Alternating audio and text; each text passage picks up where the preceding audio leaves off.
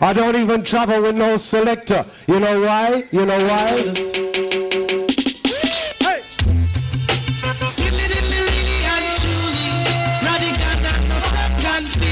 Oh my God! Them call it name from coast to coast. Say reggae the most from east, west, north to south. Yes, he has fans dance. Radical, he's not a substitute selector. Yo, what's good? It's your boy XI. This is Sub Freaks, and today we're going to be talking about dub plates. This is the untold story of how a vinyl cutting accident in Jamaica birthed the most powerful tool in underground dance music. No, it's not just about exclusive tracks. Dub plates rewired how music is distributed. From King Tubby to pirate radio to AIM chat dubs to Bandcamp exclusive drops. This is the story of how artists stayed running the game. Trust me, by the end, you'll never hear another unreleased ID in a set the same way again.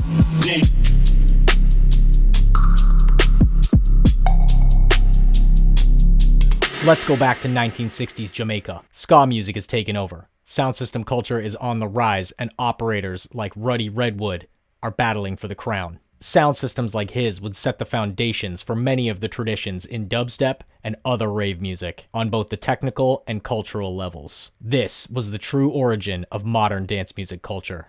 Let's go and have some fun. One day at Treasure Isle Studios, while working with engineer Byron Smith, Ruddy notices he's about to cut Paragon's track On the Beach without the vocal track. Smith noticed, but Ruddy told him leave it like that. Ruddy later played it and allowed the MC to toast over top, freestyle, and the crowd lost it.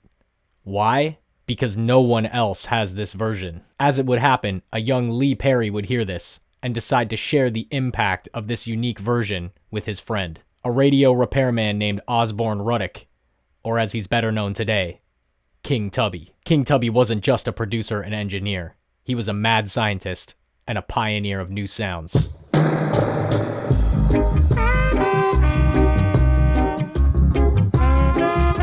He'd strip tracks down to just the drums and bass, drench them in space echo, and broadcast them to his neighborhood. I could honestly do an entire video on King Tubby's contributions alone. And I probably will. But dub plates weren't just tools. They were weapons. Crews would cut plates with shoutouts and exclusive lyrics to psych out their rivals. This was the beginning of clash culture, and it was beautiful. Oh, but where does the term dub even come from, you ask? Simple. It's a slang term for double, as in copy. Fast forward to 1970s London, where Jamaican immigrants of the Windrush generation, like Duke Vin, were bringing sound system culture to England at renegade parties in houses where the bass was so loud the neighbors thought it was earthquakes. These literally underground parties were a response to racial and cultural gatekeeping at the conventional clubs, leaving newcomers to come up with their own solutions. Sound system culture would gain rapidly in popularity in the UK all the way through the 70s and 80s, until a new culture began to emerge, and acid house began taking over the island in a big way. And this would be the prototype for raving. With DJing being primarily vinyl-based, and sound systems becoming more prevalent across more genres, the skills acquired through decades of immersion in sound system culture that the Jamaicans had became invaluable to the new and burgeoning hardcore community. And this cross-pollination of influences would give us my most beloved musical genre, jungle.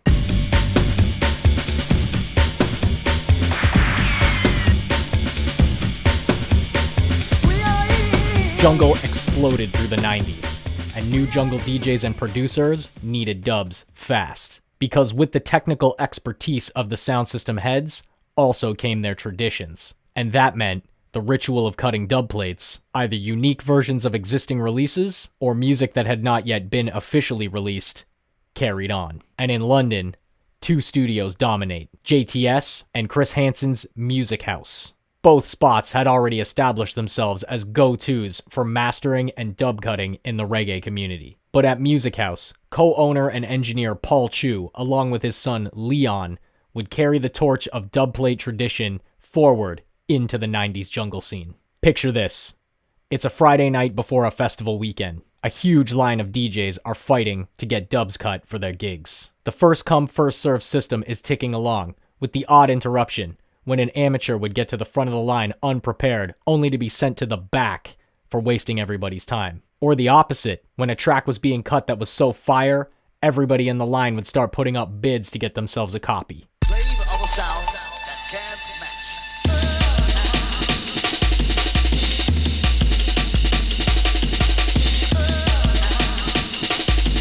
This was the scene behind the scene behind the scenes. You literally had to be there. And dubplate culture would mostly continue like this, with most electronic music being recorded to DAT tape and needing to be cut to vinyl. And as this tradition was becoming more popular, new cutting houses would open up all around the world. In London, you saw now powerhouse Transition Studios open its doors. Hell, in Toronto, we used to get our shit cut at scratch free.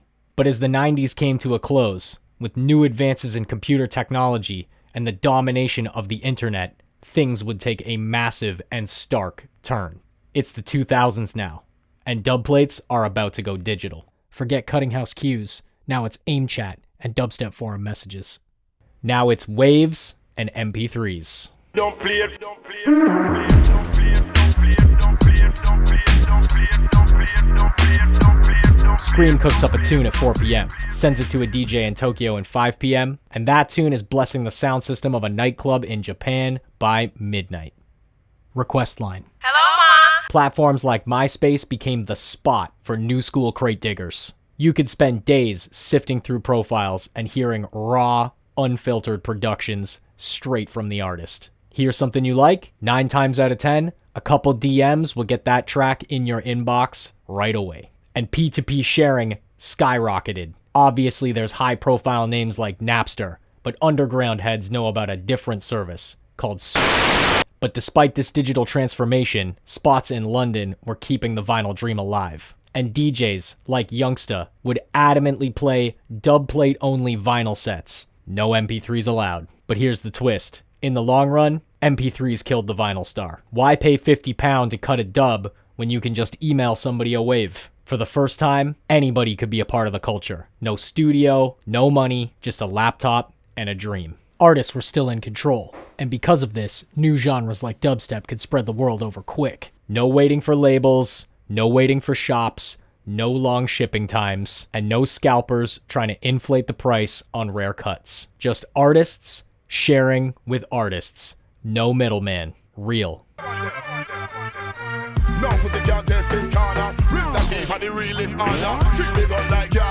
This meant that DJs looking to bring the London sound to North America or Asia or anywhere could be just as up to date with the hottest dubs. And today, dubplate culture is everywhere. On platforms like Bandcamp, artists drop 24-hour exclusives and subscriber-only downloads. In Discord chat rooms, private links are being swapped like it's AIM 2.0, but the spirit hasn't changed. When you hear an unreleased ID, short for in development, or a VIP, short for variation in production, or a bootleg remix in a set, that's dubplate DNA, baby. No algorithms, no A&Rs, just artists controlling their sound. So next time you're in a rave and a brand new dub drops, just remember, this culture started in Jamaica, survived pirate radio and vinyl wars, and outlasted MySpace and AIM. The tools change, but the rebellion stays the same. If you fuck with this history lesson, like the video and subscribe. More stories like this are coming.